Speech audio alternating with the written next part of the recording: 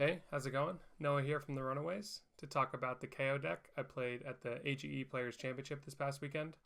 It was a great tournament, managed to walk away with the dub and a nice PTI.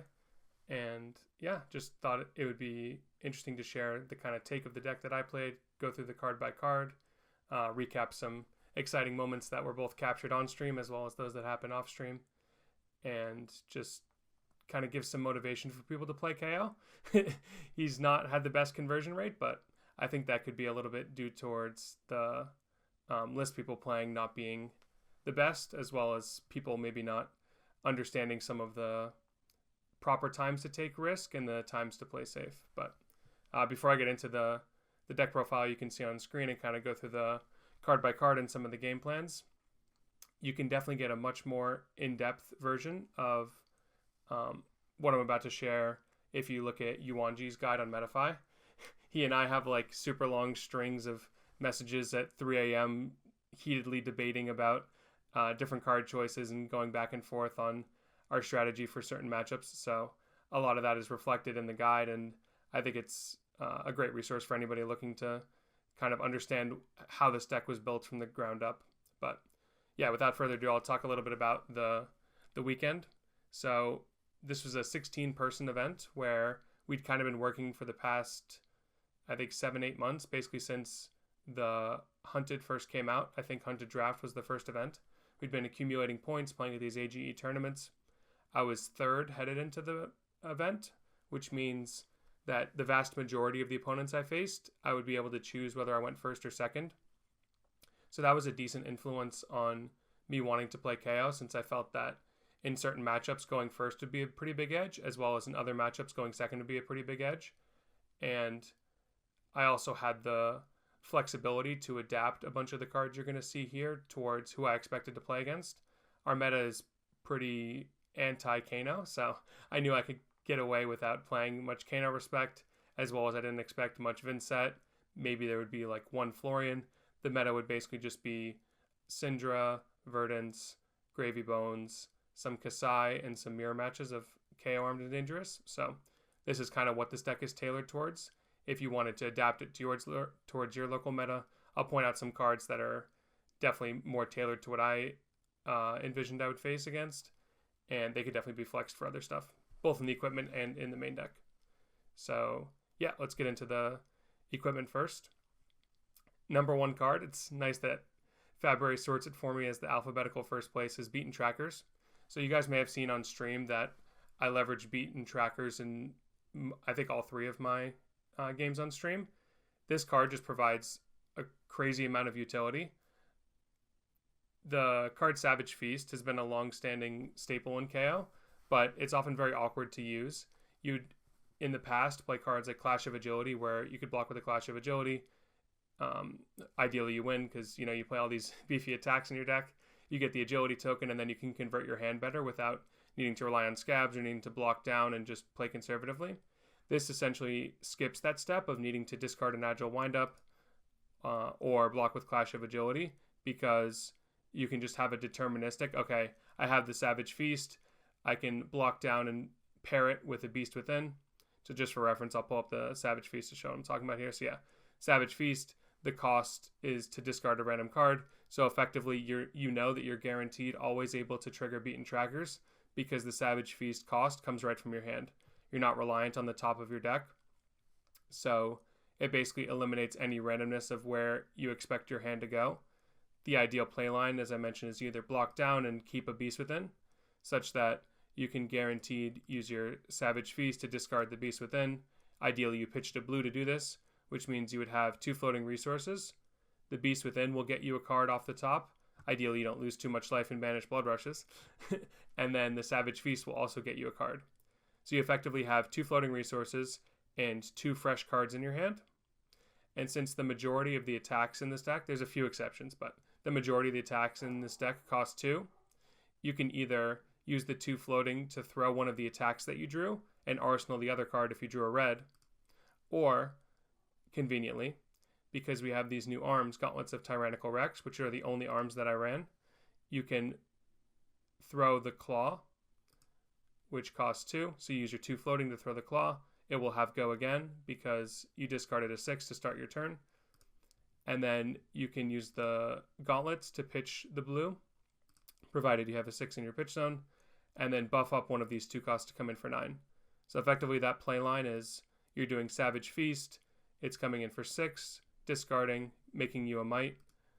Then you're swinging the claw for 3, and then ideally you're throwing 2 cost for 9. So you're effectively getting 6 plus 3 is 9, plus another 9 is 18, plus the might on the back end. So you're getting a 4-card 19, which is obviously very strong. So kind of giving up your boot slot plus the 1 block, you can think of it like a 4-card 20. You just know that that's a play line that's going to come up at some point in a game. You have enough of a fridge to where you can delay the game between your headpiece, arms, and chest to set up one of these turns. And if one of those turns doesn't end up lining up, there's other spots you can leverage the beaten trackers of just getting bailing you out of a hand where you just need to be able to convert because your opponent left you with a random 4 or 5 card hand you weren't expecting, and you just need to be able to not concede the tempo in this game state. So yeah, these are very important. There are matchups where you want scabskin leathers, but the beaten trackers are definitely the primary shoes. Next is the different hats. So I have 3 different hats here. I have Crown of Providence, Scowling Fleshbag, and Skullhorn.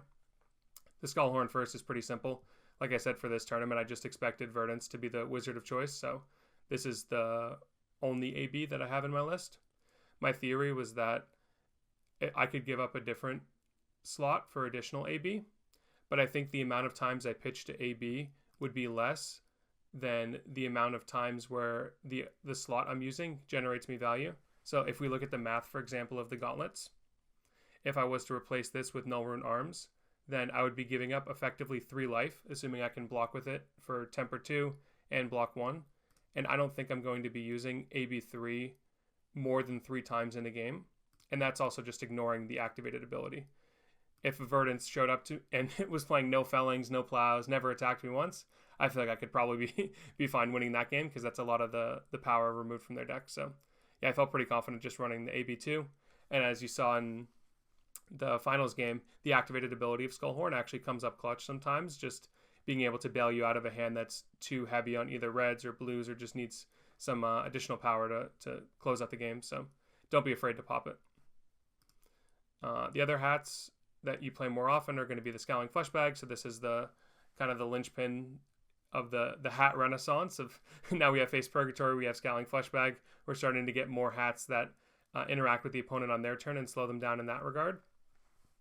This one is definitely very strong against aggressive decks and decks looking to leverage attack reactions, just being able to totally disrupt their lines of play. But I found that I was actually using Crown of Providence in equal amount in this meta, given that into something like Florian, if they're keeping their whole hand to do a Channel Mount Heroic turn against you, they're definitely winning. You're definitely winning if they're doing that strategy, or you've lost so horribly that they have so much space. So I didn't feel like the hat was necessary there. But if you look at the deck list of almost everybody else in the AGE, they were playing Command and Conquer, or they're playing Conqueror of the High Seas, and having the Crown of Providence as insurance to just say, okay, I'm ignoring the first one of those effects that happens, and my intention is to make the game around 5 to 6 turns, and I'll just either leverage the rest of my armor to block the second one or hope that there isn't a second one, because the fact that this existed on the board kind of deterred you from casting the first one in the first place. And then obviously the bailout potential of Crown of Providence, just salvaging the all red hands, all blue hands, kind of similar to Skullhorn, where it gives you that hand sculpting power is very strong. So next on the chess pieces, I have Tunic and Savage Sash. The Tunic, instead of getting energy counters, it got dust counters because it just sat in my deck box doing nothing. This is really only useful against a fatigue deck that is packing a billion defense reactions and just trying to outlast you, something like a Jarl, but there was none at this tournament, so the Tunic was pretty useless. The Savage Sash is especially strong, given that I have the beaten trackers as well, because with Savage Feast being effectively discounted to 0 cost on your Savage Sash turn, it can be like oftentimes giving you 3, even 4 mana. There was one turn in the Swiss rounds against Verdance of this tournament where I was able to cast 4 attacks on my Savage Sash turn, which is obviously insane value in like a 7-turn game, being able to get just 4 resources out of your chest and block 2. Yeah, Syndra could never. And then the last piece is of course the claw. So play the claw until the claw rotates when KO rotates. Scab skins I don't really talk about too much, but this is just for if you're playing into Prism or I didn't really plan on using it outside of just Prism in this tournament, but there's definitely some other matchups where this could be good. It could be good into Dash.io depending on how you want to play, but luckily I didn't face any in the tournament. I didn't have to make the judgment call of the trackers versus the scabs, but I think it's nice to just have the insurance factor of lots of HP, and then in the Prism matchup just kind of making them nervous about going for an aura game plan, knowing that these are just sitting on the board.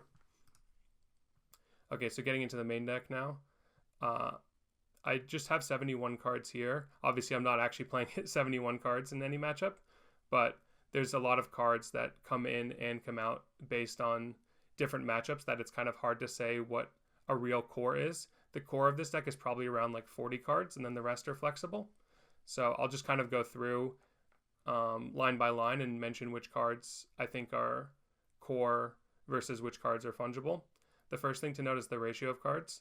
So you can see that the deck is 27 reds, 14 yellows, and 30 blues. Typically, I would be going down to between 27 to 28 blues. And I would be taking out red such that I'd be presenting around 21 to 23 reds. So it's an interesting dynamic in KO where your reds are super powerful. Like brute reds are kind of crazy value, especially now that we have more majestic reds that are just objectively above rate when cast on offense. But since all of the reds in your deck cost 2, cost 3, they're very expensive to play, you want to still leverage their power while maintaining the consistency of it's better to draw a hand with multiple blues and 1 red as opposed to multiple reds and 1 blue. So kind of giving the blues the slight edge in terms of the ratio count of the deck, and also having yellows to compensate for the fact that you don't have half your deck being blues. You have some yellows to just effectively be often just 1 point worse. If you had a blue, you'd be able to use your gloves to give +1, but instead you have yellow, so you lose 1 point. So usually the yellows aren't too much of a drawback. So yeah, going into the cards, Red Bear Fangs, KO staple, 2-card 9. If you're not getting the +1, but if you are able to use your gloves on the turn, it's like a 2-card 10. It's absolutely insane card. I also played one of the yellow. I think the yellow is not really necessary. It's just a nice card to have another like power card in the deck. The reasoning behind the 1 yellow is I cut pulping. This is kind of the similar style of a card where you're playing a card that helps you trigger your hero power and make mites, which you want to be doing every single turn.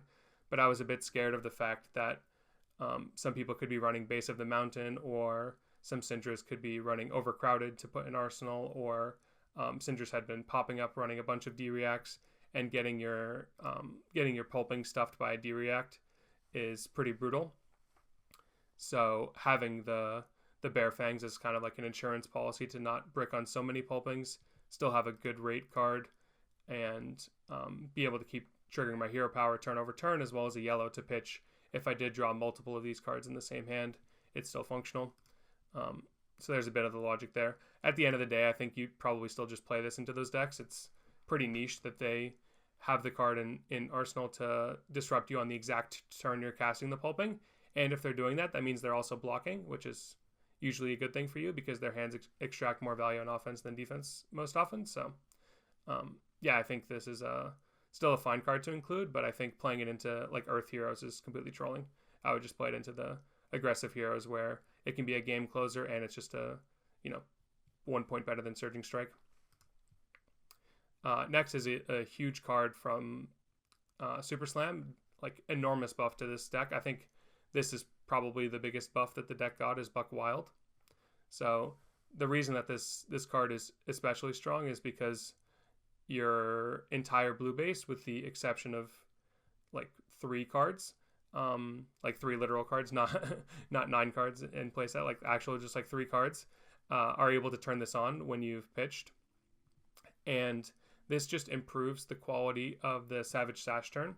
There were many turns in the tournament where I would pop my Savage Sash even when it wasn't on a Blood Rush turn, because of the fact that this card costs 3. The Savage Sash would then discount it to 2, which means I can then follow it up with any of my 2-cost cards, discounted to 1. Effectively, the Savage Sash just being like drawing a free card, right? If I'm getting 2 discounts out of it, which means I just got to block with a whole additional card. It's kind of like this was a Carrion Husk and just letting me convert an additional card on defense. And yeah, Buck Wild is the big enabler of that. It also is something that allows you to feel super safe, just naturally drawing a random 4 or 5 cards off the top that you'll be able to convert your hand on offense, just having access to a bunch of these effects. And Buck Wild being one of the more consistent ones, given that you're not reliant on the top of your deck potentially betraying you and discarding Reckless Swings off the top and Blood Rushes off the top. Anybody who's played KO long enough knows about the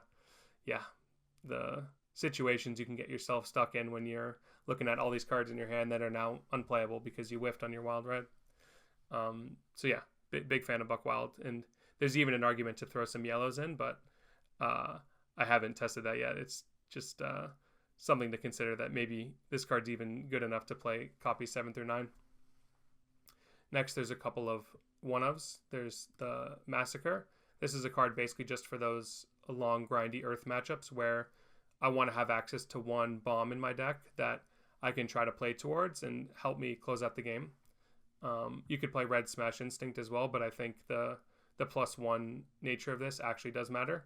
It never lined up with a Savage Feast where I could use it to actually pay the cost and get the Intimidate.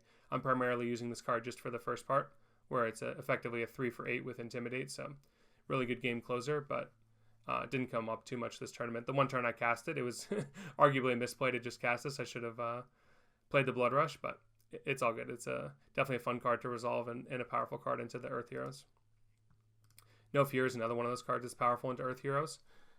I kind of made a game time decision during the tournament of whether I would be siding it in or not, because it is risky, of course, to play another whiff on your draw discard effects. But into Earth Heroes, if you're able to line this up with a Plow Under or with a Felling of the Crown, effectively dodging those effects and getting above rate defensive value, that can be game winning. So I think it's an interesting card to include as a one-of just for those use cases. More on the Earth Heroes. Reckless Stampede. As you can tell, there's a big emphasis of how to beat Earth, because I think traditionally people have found KO to struggle into decks that are hyper defensive and able to present above rate numbers with disruption. That's kind of like the dream scenario of an opponent to KO is like, okay, I block for 8, and then on my turn I send a Felling, a Plow Under, a CNC, etc. And so this card kind of mitigates the opponent being able to block, especially being able to block with equipment. There were definitely situations during the tournament where my opponent just basically had to say, okay, I'm going to block with these cards and just pray to the Lord above that I win one of the clashes and I don't die. And sometimes it works, sometimes it didn't. But yeah, definitely want to be the one on the casting side of this. It's a bit suspect if you're playing into like the Mirror Match or a Guardian, but into any hero where you're expecting to win the clashes, this card not only is dealing damage to them and dealing it in a true damage way where they can't block because they don't want to risk getting pinged, or you're pinging them because they did just hide to block. It's doing damage no matter what. It also allows you to opt. You can see this, I think, in the finals where my opponent blocks this with 5 cards because it's coming in buffed with a Tear Limb from Limb.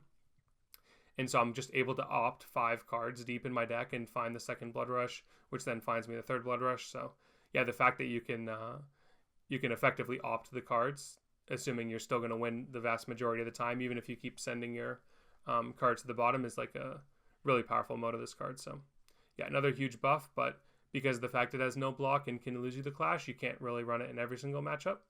Not lose you the clash, but like you can lose the clash of this card into some heroes. So you don't want to just always slam 3 of it. Definitely a card that you consider taking some out.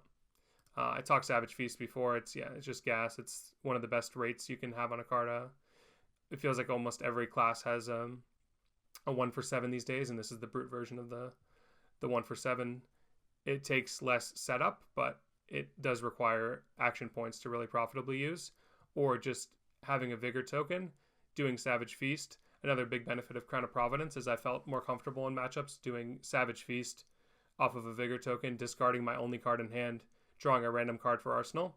Either it's going to be a great card or it gets turned into a new card with the Crown of Providence. But with the upgrades to the blue base, I'm even happy arsenaling a decent amount of the blues and the yellows in this deck. So most of the time that play ends up working out decently well. Show of Strength. This one's, no explanation. It's swing big. Swing big. No explanation. It's swing big. I think James White's already said that this card was a mistake. So can't be that bad of a mistake if you just printed another one. Strongest Survive. This card sucks, but I was scared of Syndra, and playing this card into Syndra when it's buffed up to 8 means it's typically demanding 2 cards from them. So yeah, decent card, but I think it's like kind of just whatever, and I don't really care much to play it going forward. I don't think I ever resolved one the whole weekend. Wild Ride is ×6. This card is just very helpful into matchups where you have to make sure you can convert every single hand. So the one that comes to mind most is Gravy Bones, where the only card that really punishes you is Conqueror of the High Seas, as well as occasionally Loot the Hold. So those are the only times you really ever have to block Gravy. The other times there's some beneficial on hits of like him getting gold, but the only actual disruption that he presents is those two. And so I think it's fine having more non-blocks in your deck and just being able to consistently kill Chum and then proceed with the rest of your turn, or just start your turn with a Wild Ride, which then leaves you the flexibility of being able to claw the Sawbones in the middle of the turn, or the Rigor Mortis, etc. Clear these kind of allies. This card is pretty weak into Anka, but what can you do? You gotta play the good cards. Brute doesn't have the luxury of having so many good cards that they can be like, yeah, I'll just take out one of my best cards against Anka. It's just be what it be. Beast Within. This is a Brute staple, and this deck I think leverages it better than many others, given the fact that I have 3 Savage Feast. Being able to block down and just do the Beast Within Savage Feast play is amazing, as well as just any incidental value you get off of milling these off the top. I think the card Song of Sinew is a completely trash card. It's a card that when you read it makes it seem like it's insane, but in the course of actually playing it, you start to like snowball and go like, okay, well, if I'm playing Song of Sinew, then I want 3 Beasts Within and I want 3 Sea Legs to try to maximize my chance of getting them off the top. But then you realize that, okay, if I'm casting Song of Sinew and then I'm casting my Wild Ride and hoping to see a Beast Within or Sea Legs off the top, in order to actually make that a guaranteed play, I would have to block with the other card in my hand to guarantee that I hit it off the top. But then if I don't see one of those in the top 4, then I just eliminated the possibility of me doing the best play in my deck, which is going the 2-2-2 curve, right, of going Wild Ride into Claw into another 2 cost. So I found no need to really play Song of Sinew, but Beast Within itself was just a good enough card to play towards when it's in your hand, as well as just have that incidental chance of stealing games out of nowhere. It came up in the Swiss rounds actually on that turn I mentioned earlier where I went 5 wide. I had Beast Within, I played a Wild Ride, whiffed the Beast Within, played another Wild Ride, whiffed the Beast Within again, and then thought surely I won't whiff a third time, popped my Skullhorn, drew, and then finally discarded the Beast Within, and that's what enabled me to go 5 wide. So yeah, good card. Bloodrush Bellow. Some people have told me this card is good. I think you should play it. Send Packing. This card is also completely trash, just like Strongest Survive. Both those cards are trash, by the way, because they have this forbidden number of 3. The number of 3 is just 1 million times worse than the number of 2. Just the fact that you have Buck Wild costing 3 means it's extremely hard to fit 2 3-cost cards in on the same turn. So, of course, you can literally just go Buck Wild into Strongest Survive, but you're then sacrificing potential damage of being able to use your gloves and swing for objectively 2 more damage by doing a swing big or a show of strength. And you're now unable to do that play off of a blue and a yellow, where you can do Buck Wild into swing big off of blue yellow, whereas this, as well as this, actually demand you having the 2 blues in your hand. So they make your hands rather inflexible. This is just below rate. You're sending 2 card 6. You're not triggering your hero power. Your opponent doesn't really have many other hit triggers that they need to block out. The only real advantage that I found to this card of why I didn't play this versus CNC is that it's a brute action. So if you are able to line up a card I'll mention, I guess I'll mention this now because it's relevant, is Tear Limb from Limb. So if you are able to line up Tear Limb from Limb with the Send packing and make it come in for 12, now it actually starts being like a real threat. And yeah, coming in for 12 means they basically have to give their whole hand just to reset their arsenal, but maybe their arsenal was conditional on the rest of their hand, or the arsenal was the D-react that the aggro deck was waiting to get value from. And if they're blocking just to get the D-react back in their hand, now their hand is kind of non-functional on offense because they just spent all their offensive cards trying to get their defensive card back. So that's kind of the theory behind this one, and it being better into overcrowded compared to CNC. CNC obviously being better into D-reacts, but this being better into overcrowded, it was like, and this being brute kind of gave this one the edge in my opinion, but it's kind of a wash either way going forward of which one's better. They each have their strengths. Next is Vigorous Smash Up. I have the fun of yellow, but then 3 blues.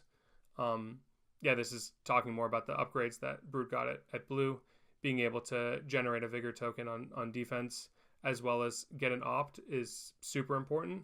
One of the best plays you can do is block 6 with Vigorous Smash Up. If your hand, if it makes sense to block 6, you block 6 with Vigorous Smash Up, plus another card. You get to see your top deck. If you have a Wild Ride or a Pulping, you're then able to leverage the Vigor token to do Pulping into the Claw or Wild Ride into the Claw, and you can understand that you have a 6 on top because you saw it with the Vigorous Smash Up. So that opt effect being relevant. And in a super ideal sense, you'd also have Energetic Impact paired with the 1 yellow Vigorous Smash Up. I think going forward, I should probably have just played 3 of this, but I was a little bit uncertain of if this would actually be good or not, and it was an overperformer for sure. So yeah, I think the best synergy would be you block with Vigorous Smash Up plus Energetic Impact. You get most likely 2 Vigor tokens, and then you just get to cast one of your 2-cost cards for free. That's like a crazy value play. Obviously, there's some RNG aspect of it, and you have to draw a decently specific hand, but I think it kind of just leans into the Brute variance of trying to swing any of these plays in your favor that let you go above rate because of just seemingly random chance. Next is Agile Windup. This is kind of just a staple blue, lets you get set up on turn 0, turn 1, and then in any long game, this effectively guarantees you get to play the game on 2 consecutive turns. The turn you cast it, it enables your claw, and cast it meaning you use the ability, not actually do 3 for 5. But yeah, the turn you discard it, it enables your claw. The subsequent turn, it gives you an agility, which means you can play multiple cards. So yeah, definitely staple at blue, and you could even argue to play yellow if you wanted to shave on some blues and just have more consistent ability to play consecutive turns. Next, this card is 100% not required, so if you don't want to spend $1 million getting this, it's not required. However, it can just absolutely win you games. It didn't come up for me in the tournament. Ironically, I drew the card twice. The first time, I just pitched it and it did nothing. The second time, it cost me like 8 value. I had a turn where I intended on doing pitch a blue, play Bear Fangs, draw discard off the top, and I have a Run Roughshod in my arsenal. So I was going to pop the Beaten Trackers, throw the Run Roughshod. But as I mentioned before, one of the kind of good and bad things about Beaten Trackers is that you have to discard a card with 6 or more power. Savage Feast makes sure you can always do that, so I typically try to pair those 2. This is more of a risky play, where the Bear Fangs whiffed the 6 off the top, thus not allowing me to get the action point, removing the +2 from the Bear Fangs, removing the Might from the Kayo, and then also on the on the next turn, he plow undered my Run Roughshod, so I lost the Run Roughshod as well. So that was a little bit sad. But I think in general that when this card is good, it's basically just, okay, I pitched a card, my turn plays just like normal, and you now have to do 2 card 2 instead of 1 card 4 to pay for your defense reaction. So yeah, I think this card just like in any deck like this where you're looking to pitch 1 to 2 blues every single turn, I think Authority is just kind of a staple. As sad as that is to say, because all Fables should be banned. Energetic Impact. I see a bunch of people who play KO don't play this because, I don't know, maybe they just didn't read it. It's 2 lines of text instead of 1 or something. I'm not sure why people don't play this, but this makes you a Vigor token probably 1 in every 3 times you block with it. So if you could play a blue card that says draw a card 1/3 of the time, I think I would play that. So yeah, 3 of them those. Fearless Confrontation. This card, it was the card that I had to answer a bunch of questions about, of like why it's in the deck. Like, am I trying to juice people on pulping in the mirror match by removing Dominate and then blocking with 2 more cards? Like, that seems bad. Was I scared of the Volda Menace? What's the deal with the Fearless? Yeah, it's actually pretty straightforward. It's just a worse Mighty Windup. Effectively, what you can do is swing your Claw, allow damage to resolve, and then in the damage step, use Fearless Confrontation targeting your Claw. Kayo sees that you've discarded a 6, so you make a Might token and your Claw gets go again. It only makes 1 Might token compared to Mighty Windup making 2 Might tokens, because 1 from Kayo, 1 from itself.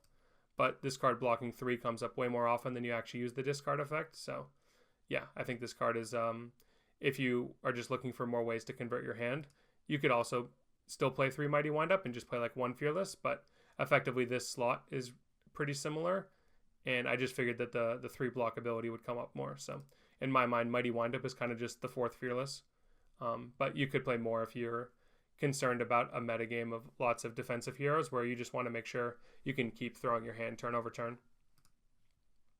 Next is 1 Reckless Swing. This is kind of just a vibes card of, it's not good in a vacuum, but when it's good, it wins you the game. So you can side it in when you're looking to luck sack, and maybe it'll happen for you. Run Roughshod is just a KO Armory deck staple. Imagine someday they print this at red, like we had red Boulder Drop. This card would be insane. Smashing Ground, another strong upgrade at blue. So you can see, if you look at the blue base, I have basically the Run Roughshod, Smashing Ground. I'll talk about Tear Limb from Limb in a second, but yeah, Tear Limb from Limb, Reckless Swing, and Blue Buck Wild. So I have like a decent chunk of my blue base. It's like, what, 12, 13 blues that I'm totally okay putting in my arsenal. So when I was mentioning before about the Savage Feast line drawing a random card, you can see like over 2/3 of the deck are cards that are totally fine to have in arsenal. Yeah, Smashing Ground, kind of self-explanatory. It's a blue that has potential text. Tear Limb, this is kind of the card that was a defining factor of why I think KO is super strong now. It's kind of the thing I point to for how you play towards a high roll that's sort of controlled, is typically you're just going to arsenal a Swing Big or arsenal a Show of Strength.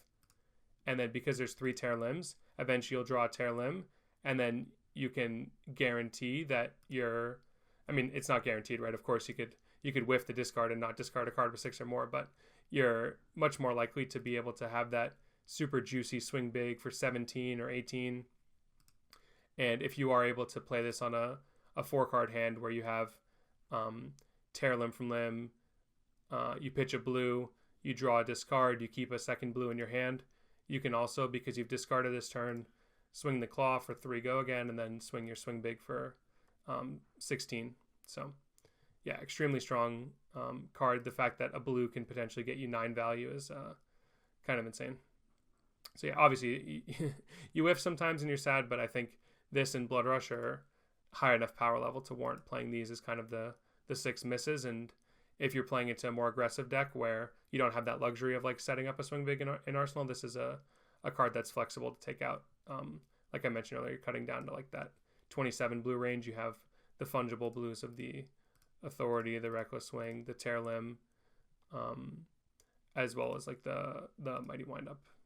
And then Wrecker Romp is a terrible card. I can't stand this card. I hate it, but it's another way of leveraging the power of the Energetic Impact, getting a Vigor token, because the KO ability doesn't work on cards in the combat chain. So this being a native 6 that you can put on the combat chain is pretty powerful to be able to get the Vigor token with Energetic Impact. So yeah, I think that about wraps it up.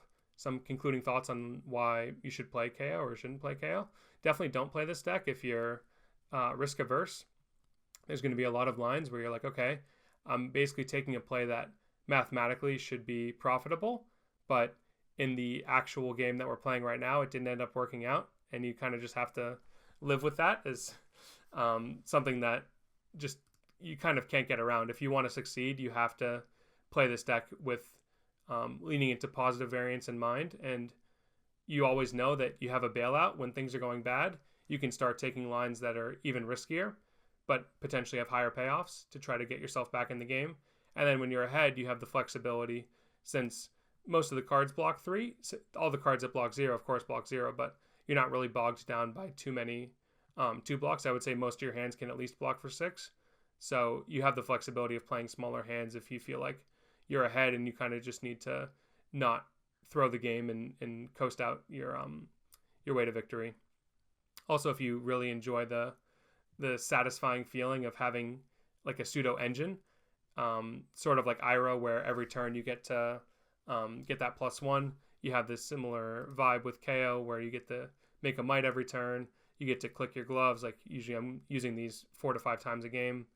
And you have the access to the Brute equipment suite, which just gives you such a nice life buffer and kind of like a pseudo turn skip, in the fact that you can delay your death by 1 additional turn by banishing their Chain Ender until the end of the turn.